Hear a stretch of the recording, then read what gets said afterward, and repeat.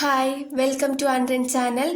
നമ്മളിന്ന് നോക്കാൻ പോകുന്നത് ടൈപ്സ് ഓഫ് സെറ്റ് ആണ്. സെറ്റ് നമുക്ക് എന്താണെന്നറിയാം, കൗണ്ട് ചെയ്യാൻ പറ്റുന്നതാണ് സെറ്റ്. ഇപ്പോൾ ടൈപ്സ് ഓഫ് സെറ്റിൽ ഫസ്റ്റ് വൺ നോക്കാം, empty set or null set. അതായത് ഒരു സെറ്റിനുള്ളിൽ ഒരു എലമെന്റ് പോലും ഇല്ലാത്തതാണ് എം ടി സെറ്റ്. അതായത് അതിനെ ഡിനോട്ട് ചെയ്യുന്നത് പൈ അല്ലെങ്കിൽ ഇങ്ങനെ കേളി ബ്രാക്കറ്റിൻ്റെ ഉള്ളിൽ ഒന്നും ഇടാതെ, ഒരു എലമെന്റ് പോലും എഴുതാതെ കേളി ബ്രാക്കറ്റ് മാത്രം ഇട്ടിരിക്കുന്നതാണ് ഒരു നൾ സെറ്റ് എന്ന് പറയുന്നത്. ഫോർ എക്സാമ്പിൾ,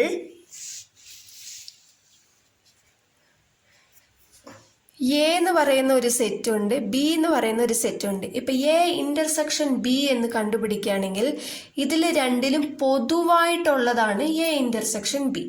രണ്ടിലും പൊതുവായിട്ട് എന്തെങ്കിലും ഉണ്ടോ? 1 ഇവിടെയുണ്ട്, പക്ഷെ ഇവിടെയുണ്ടോ? ഇല്ല. 2 ഇവിടെയുണ്ട്, ഇവിടെയുണ്ടോ? ഇല്ല. 3 ഇവിടെയുണ്ട്, ഇവിടെ ഇല്ല. 4 ഇവിടെയുണ്ട്, ഇവിടെ ഇല്ല.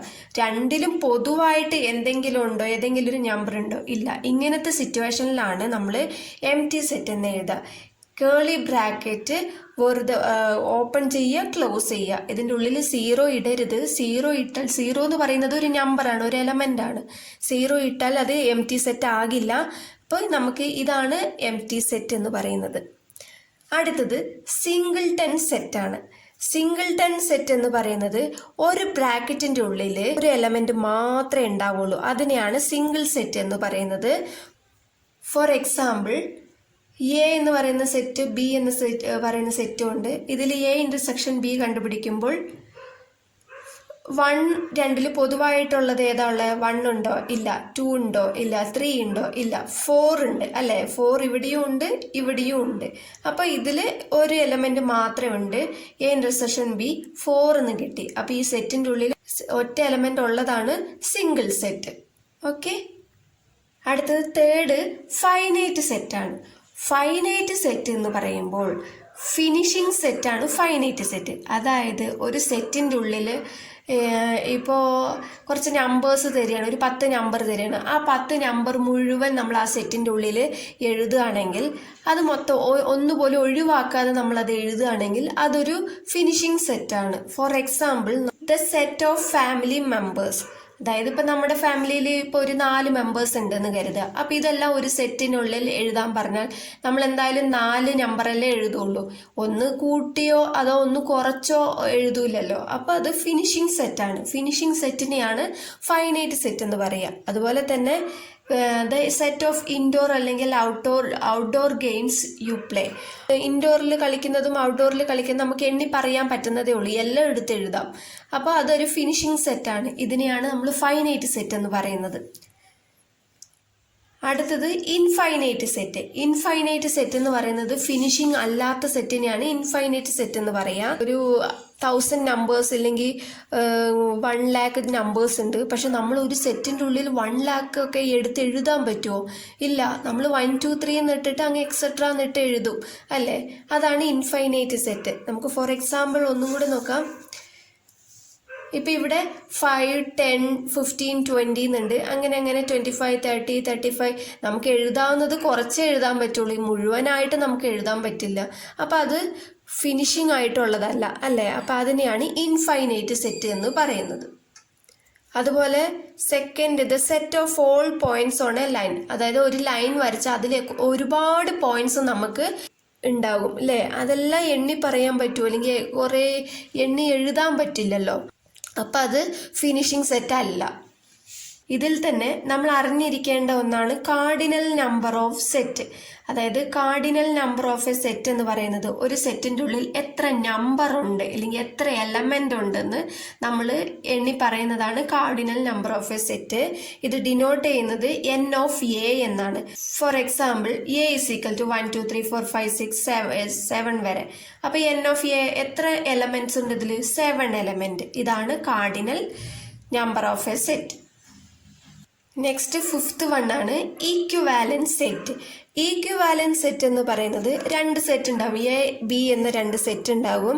എ എന്ന് പറയുന്ന സെറ്റും ബി എന്ന് പറയുന്ന സെറ്റിലും ഉള്ള നമ്പർ എത്ര എലമെന്റ് ഉണ്ട് എന്നുള്ളത് ഈക്വൽ ആയിരിക്കും.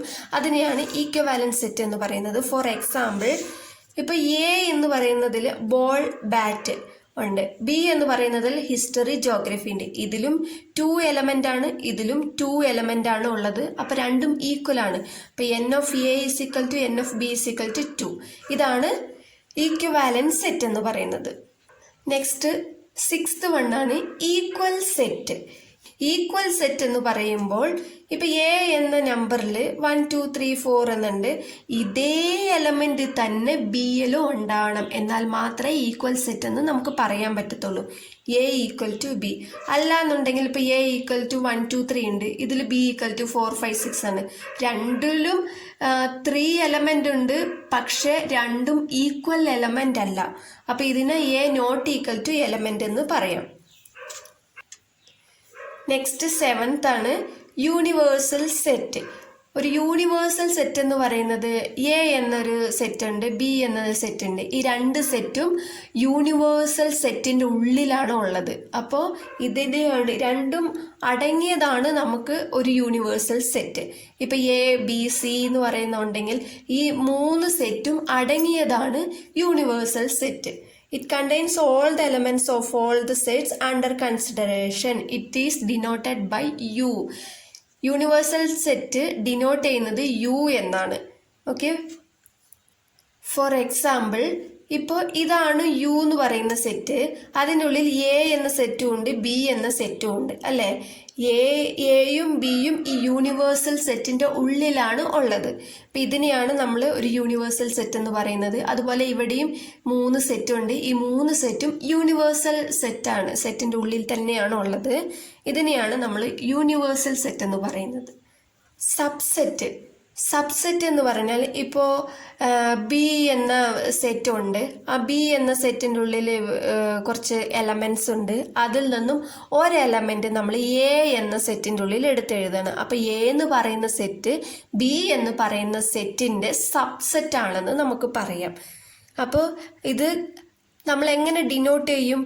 A contained or equal to B, അതായത് എ സബ്സെറ്റ് ഓഫ് ബി എന്ന് എഴുതാം. A is subset of B എന്ന് നമുക്ക് എഴുതാം.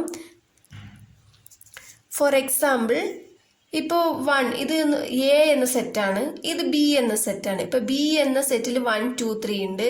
ഇപ്പോൾ ഇതിലെ 1 എന്ന് പറയുന്നത് നമ്മൾ എയിലേക്ക് എടുത്തെഴുതി. അപ്പോൾ ഈ ബിയുടെ സബ്സെറ്റ് ആണ് A. A is subset of B എന്നാണ് ഇതിനെ മീൻ ചെയ്യുന്നത്. അടുത്ത ഇതുപോലെ തന്നെ 2 4 ഉണ്ട്. ഇത് എ ആണ്, ഇത് ബി ആണ്. പക്ഷെ ഇവിടെ 1 2 3 ആണുള്ളത്. നമ്മളിവിടെ 2 4 എന്ന് എയിൽ എടുത്ത് എഴുതിയിട്ടുണ്ട്.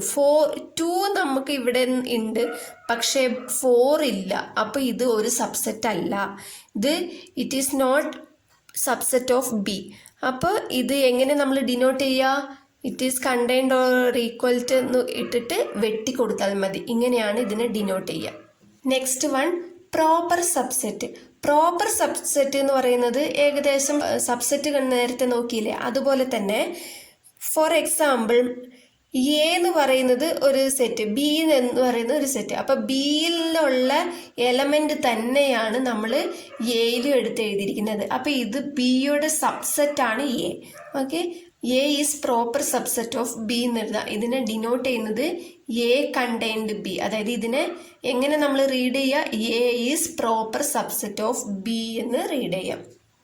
Next 10th disjoint sets.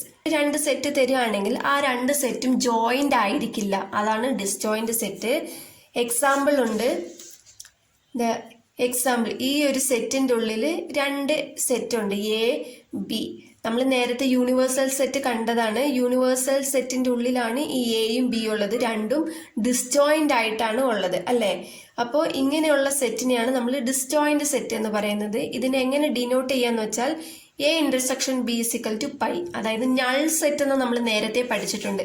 Null സെറ്റിനെ നമ്മൾ ഡിനോട്ട് ചെയ്യുന്നത് എങ്ങനെയാ? പൈ വെച്ചിട്ടാണ് ഡിനോട്ട് ചെയ്യുന്നത് അല്ലേ. അപ്പോൾ A intersection B is equal to null set അല്ലെങ്കിൽ ഡിസ്ജോയിന്റ് സെറ്റ് എന്നാണ് ഇതിനെ പറയുന്നത്. Next 11th power set. Power set എന്ന് പറയുന്നത് സബ്സെറ്റ് ആയിട്ടും ബന്ധമുണ്ട്, ഈക്വൽ സെറ്റ് ആയിട്ടും ബന്ധമുണ്ട്. അപ്പോൾ പവർ സെറ്റ് എന്ന് പറയുന്നത് ഇപ്പം എ എന്ന് പറയുന്ന ഒരു സെറ്റ് ഉണ്ട്, അതിൽ 2 3 2 എലമെന്റ് ആണ് ഉള്ളത്. അപ്പം നമ്മൾ പവർ സെറ്റ് എന്ന് ഡിനോട്ട് ചെയ്യുന്നത് പി ഓഫ് എ ആണ് കേട്ടോ. P of A is equal to ഒന്നുമില്ല എന്ന് പറയുന്ന ഒരു നൾ സെറ്റ് എന്ന് പറയുന്നത് ഒരു സെറ്റാണ്. പിന്നെ 2 മാത്രം എടുത്തെഴുതി, സബ്സെറ്റ് എടുത്തെഴുതി, 2 മാത്രം എടുത്തെഴുതി ഒരു സെറ്റിനുള്ളിൽ, പിന്നെ 3 മാത്രം ഒരു സെറ്റിനുള്ളിൽ എടുത്തെഴുതി. പിന്നെ ഈക്വൽ സെറ്റ്, അതായത് 2ഉം 3ഉം അങ്ങനെ തന്നെ നമ്മൾ എടുത്തെഴുതി. ഇതിന് ഈക്വൽ സെറ്റും, അപ്പോൾ സബ്സെറ്റായിട്ടും നൾ സെറ്റായിട്ടും ഈക്വൽ സെറ്റായിട്ടും ഇതിന് പവർ സെറ്റിന് ബന്ധമുണ്ട്. Thank you.